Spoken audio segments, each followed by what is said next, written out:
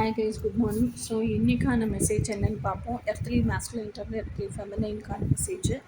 So இப்போ first கார்டுக்குள்ளே போகும். ஃபஸ்ட் கார்டு வந்து I am so attracted towards you to the extent I lose control when I just see you itself. படித்தாலே புரிஞ்சிடும். So masculine வந்து நம்மளை பார்த்தாலே நம்மக்கிட்ட பயங்கர அட்ராக்டடாக இருக்காங்க. ஓகே, அதனால் நம்மளை பார்த்தாலே அட்மையர் பண்ணுறது, அடோர் பண்ணுறது, நம்மளை ரொம்ப பிடிச்சி போய் ரசிக்கிறது இப்படியே இருக்கிறனால நம்மளை பார்த்தாலே அவங்க கண்ட்ரோல் லூஸ் பண்ணிடுறாங்களாம். அதனால என்ன சொல்கிறது, அதுதான் அவங்களோட மெசேஜ், இன்ஃபர்மேஷனாக சொல்கிறாங்க. ஸோ இப்போ நெக்ஸ்ட் மெசேஜ் என்னென்னு பார்க்கலாம்.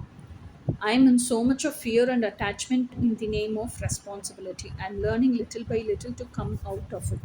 எப்போவுமே மேஸ்குலைன் சின்ன வயசுலேருந்து எப்படி வளர்ப்பாங்கன்னா, நீ தான் பொறுப்பேற்றுக்கணும், நீ தான் எங்களை பார்த்துக்கணும், தங்கச்சிங்களை எல்லாம் நீ தான் பார்த்துக்கணும், மெவர் இட் இஸ் ஓகே, நீ தான் வந்து வயசான காலத்தில் எங்களை வச்சு கவனிக்கணும், தங்கச்சிங்களுக்குலாம் கட்டி கொடுத்தாச்சுன்னா அவங்க புகுந்து வீட்டுக்கு போயிட்டாங்கன்னா அவங்களுக்கான ரெஸ்பான்சிபிலிட்டி எல்லாம் நீ தான் பார்க்கணும். இப்படியே தான் இந்த ஆம்பளை பசங்களை ஃபுல்லாக வளர்ப்பாங்க.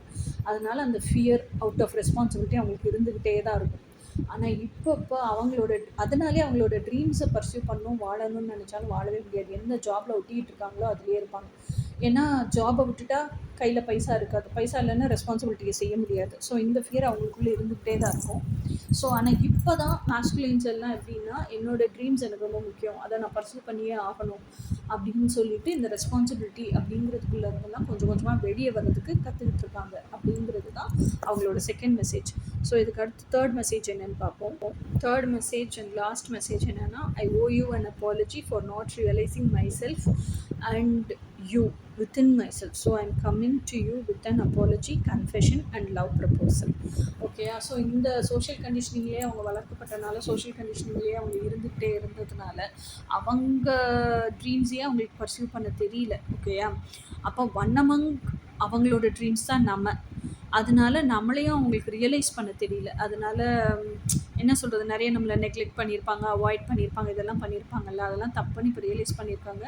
அதனால நான் ஐ எம் சாரி அப்படின்னு சொல்லிட்டு அப்பாலஜியோட, ப்ரப்போசலோட, கன்ஃபெஷனோட வந்துட்டுருக்குறாங்களே நம்மளை நோக்கி. இதுதான் இந்த லாஸ்ட் மெசேஜ். இதுதான் இன்றைக்கான எர்த்லி மேஸ்குலைனோட மெசேஜ் எர்த்லி ஃபெமினைன்ஸ்க்கு. இனி நாளைக்கான மெசேஜ் என்னன்னு நாளைக்கு பார்க்கலாம். Until then, bye.